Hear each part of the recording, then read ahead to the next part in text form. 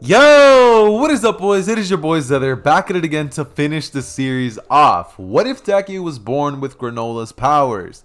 This series has definitely been a lot of fun and mostly consisted of me messing around the entire time, which is gonna happen today as well. So with that being said though, guys, if you guys are happy for this video going up today, make sure to go down below and let me know what you guys thought of the series overall, seeing as I look at all my comments and like all my comments. So make sure you go down below and comment some down below, make your boy's day or something, That being said though, guys, if you want to recap to what happened on the previous parts, just go back and check out the other parts, maybe leave a like if you didn't. And that being said, I don't really want to waste your guys' time, so we're just going to go ahead and get started with the finale to What If Deku Was Born with Granola's Powers. Let's go.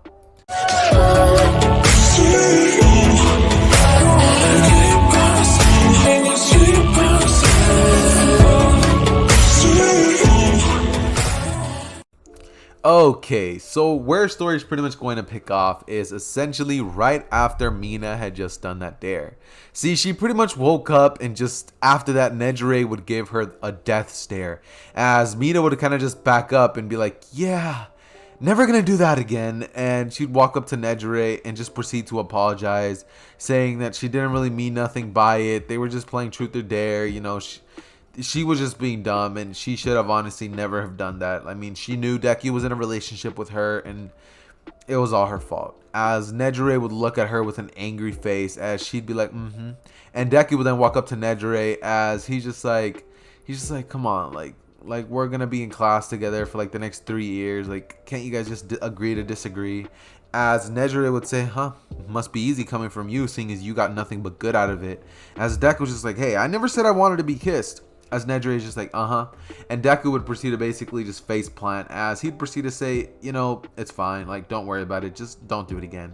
As Mina would basically look at Deku and like just be like, alright, I won't. As Deku would proceed to basically just walk off, and this is when they would pretty much have the rest of the day, as they'd go into the hot springs and they'd all just be chilling, they'd all be vibing. Of course, Mineta would get out of the water and he'd basically proceed to just, dry himself off a little bit, as Deku is currently barely walking into the sauna or whatever, and he'd proceed to basically say, so what's up, guys? As he would drop that towel and immediately he would just jump in that water being like, cannonball! As right as he's about to land, he would see Mineta saying walls are meant to be climbed. As soon as Deku sees that, it is over for this man Mineta. Deku would instant transmission in front of Mineta and say, my girlfriend's over that wall, right? As Mineta would look at Deku and he would be terrified. He would say, as Deku would grab him, and he'd literally grab him by the hair and throw him straight into outer space. Mineta would start burning up from how fast he's traveling in the air. Deku would then grab him, instant transmission him down to the ground, and he would then say, you ever do that again, next time I won't save you. As Mineta would just be like, I swear, Izuku. And of course, Deku would proceed to essentially just be like, alright, I like that. Anyways, and after that, Deku would proceed to essentially just go through with this normal, this normal thing, the training forest, as there was absolutely no villain attack.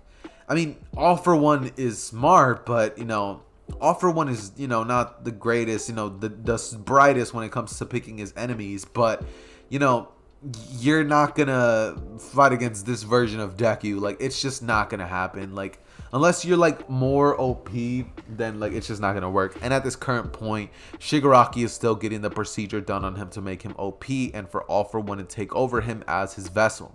So yeah, that being said, Deku would basically just be chilling with his friends and they would have a normal forest training arc. There would never be no Bakugo getting kidnapped, no forest arc, no Kamino arc. There'd pretty much be nothing in terms of content for the forest training arc. So that being said, we're pretty much just going to skip the entire forest training arc and we're just going to go back to right after they all get to school. All of them had a lot of training done and they all basically got like a little bit of upgrade to their quirks, as well as Deku basically helping them with hand-to-hand combat. They learned how it feels to take a hit, multiple hits at that, and that would definitely help them out for the provisional license training, which is actually going to happen now. So they'd all pretty much be on the bus, and this is when Aizawa would get off, as he'd basically look towards Miss Joke, and he'd say, hey, as she'd say, hey, want to get married? As Aizawa would say, no, and she'd start just laughing, as Deku would just be looking at that, and he'd be like, huh.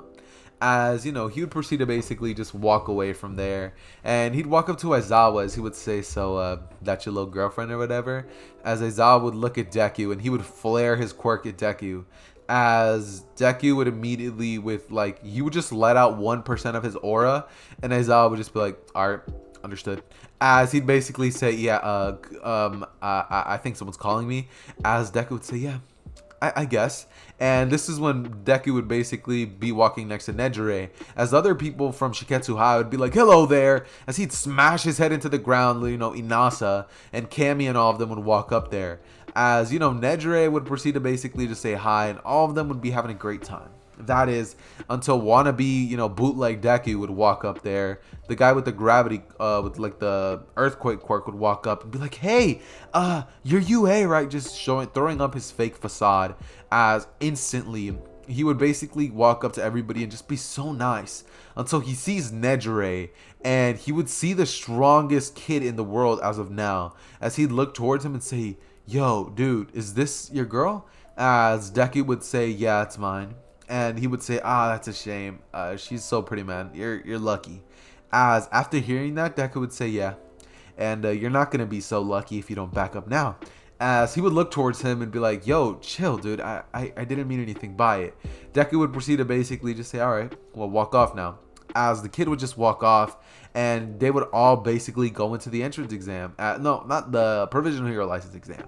As they'd go in, and in terms of the little ball thing, Deku proceeds to go in there and obliterate everybody who attacked them, meaning only UA High School is going to pass. Deku would blitz and knock everyone out with the flick. Each one knocked out simple, like easy knockouts, as Toga's not there, so, you know, Kami never actually gets taken care of, and only Class 1A is the only one that actually ends up passing the Provisional Hero License exams. So in terms of that, they pretty much go home, and afterwards, like in the nighttime, Bakugo would actually go up to Deku's room, as Deku would answer the door, and he'd be like, hey, Bakugo, what's up? As Bakugo would look towards Deku, and he'd like crack his neck, as Deku would smile and say, so you think you're ready? As Bakugo would look at him and say, I know I'm ready. As at this point, he's unlocked 100% of full cowling, and each and every single one of the quirks has been mastered. He's been getting trained by Deku and All Might, and literally everybody has been praising him, so Bakugo definitely needs a reality check. Deku would proceed to smile as he would say, alright, and he would instant transmission them to a wasteland where they could both fight in a perfect way, as Deku would decide that he's only going to use about 5% of his abilities, no blast for his end.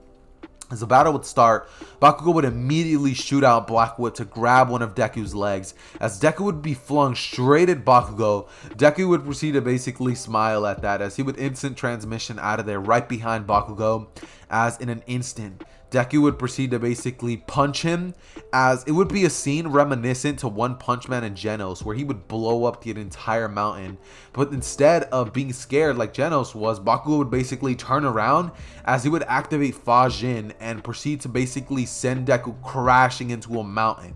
As Deku would get up and smile, saying, this is so much fun, as he would go back in there and they'd start fighting hand to hand, and Deku would just feel so alive. He hasn't felt this way ever since, like, he can remember. He just feels like he's finally having a great battle. And Bakugo and Deku would go at it for like 5 minutes straight, until Deku would whip out 100% of his aura, which would send Bakugo crashing down on the ground with the gravity of 100 times the Earth's gravity. As Bakugo would just fall down to his knees, and Deku would just say, looks like I win again. As Bakugo would just basically smash the ground, as he would say, I can never win.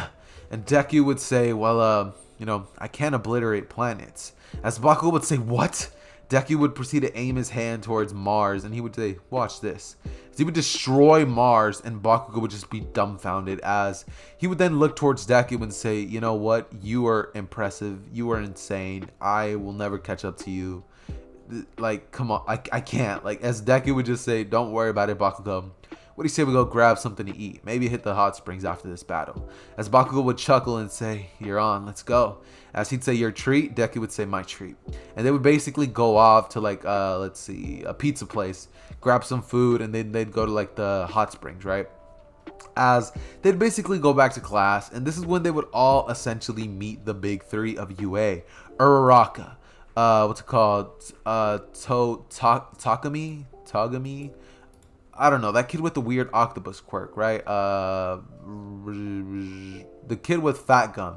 I don't know his name, but I know his hero name. So Sun Eater, Mirio, and Uraraka, or Uravity, And, they'd go into the class, and Uraraka would be super kind to everybody.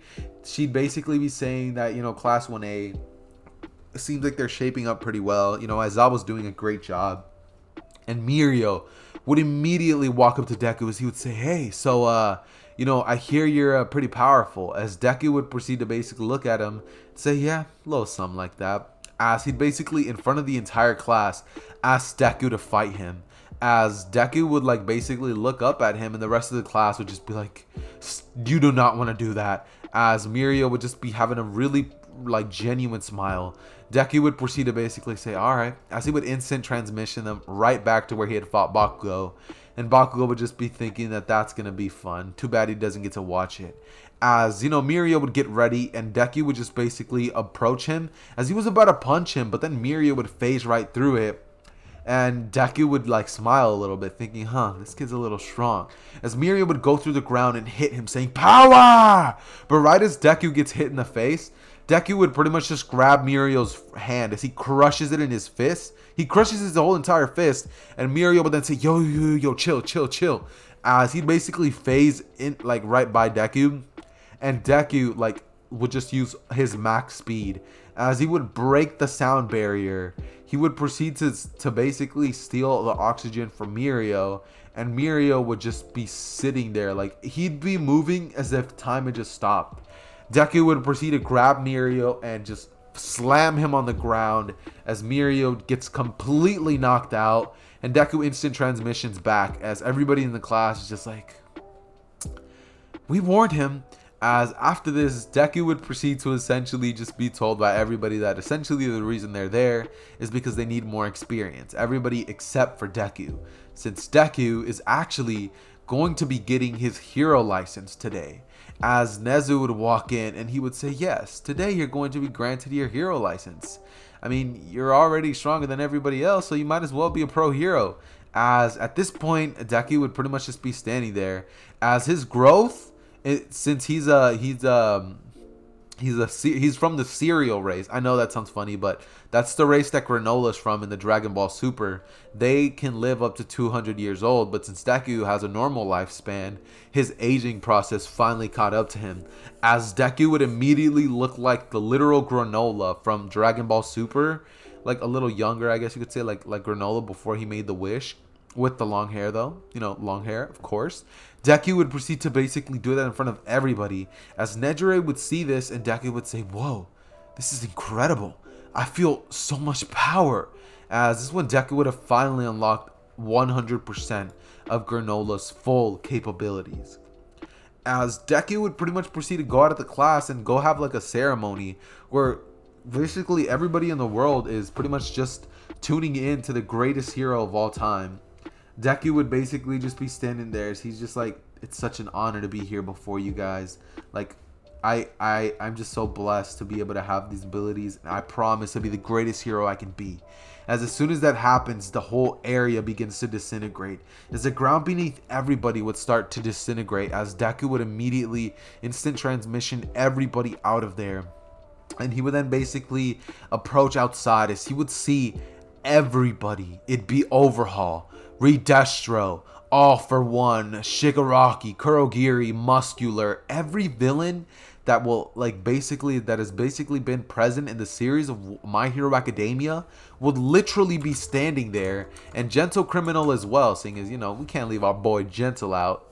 And they'd all basically just be staring Deku down, as All For One would basically use a quirk that could basically project his voice louder. As he would say, for years, villains have been hiding in the shadows because your power was unrivaled. But now, with this vessel, I can now take you down. As the Shigaraki would basically just, this Shigaraki one for all would just blitz towards Deku. As he would try to just decay Deku, but in an instant, before the battle even started, Deku would pretty much just hold his hand out in front of Shigaraki, who had all of his fingers on Deku's face. Deku would basically smile as it was a mirror. It was an after image. Yeah, an after image. That's what it's called. I forgot it for a second, but yeah, an after image. All for one would basically look as he says, "What?" And right as he, realizes Deku would be behind him, as he would say, "Hakai," and immediately All for One would be disintegrated. As fast as he arrived, he would be gone. He would immediately become nothing, but at all. No soul, no nothing. And Deku will then look towards the rest of the villains as he proceeds to basically one by one instant transmission each and every single one of them to Tartarus prison, as all of them were just completely destroyed. They had absolutely no hope to stand up to this version of Deku. And yeah, that's pretty much how this series literally ends. Deku overpoweredly just one-shots everybody, and everybody just stands absolutely no hope. They just got GG'd. Deku would proceed to basically, grow older, and he'd proceed to essentially just have a kid with Nejire. As after a couple, like 2 to 3 years after that, Nejire would, she'd graduate. Deku would, of course, stick around, and he'd actually become a teacher there, who would actually be responsible for teaching Class 1A and all of their, progress. As Deku would actually proceed to become the greatest hero of all time. Crime rate would drop to 0% as criminals basically just stopped doing stuff. And Deku would pretty much just be like the savior of the world. He stopped everything and actually ended up creating full-on world peace in the entire planet. Seeing as if anything at all happens, he could just instant transmission there. And yeah, he goes around and makes sure everybody is like doing good. So essentially, he's doing what Naruto does. If you guys have seen, Rei the Shinobi, and he's holding the world captive. He's basically holding the world captive and making them all be in peace. As yeah, Deku and Nejire would have a kid, and this kid would basically look like Deku, but with blue hair, and his name would be Oatmeal. It's beautiful. His name would be Oatmeal, and yes, he would be the next after Deku, who actually ends up dying, like, let's see, 70 years later. And yeah, that being said though, guys, I hope you guys enjoyed the story of what if Deku was born with Granola's powers. This series was so much fun. I was honestly just messing around this whole time. But yeah, that being said though, guys, you guys know the drill. It has been your boy Zether, and I am out. Peace.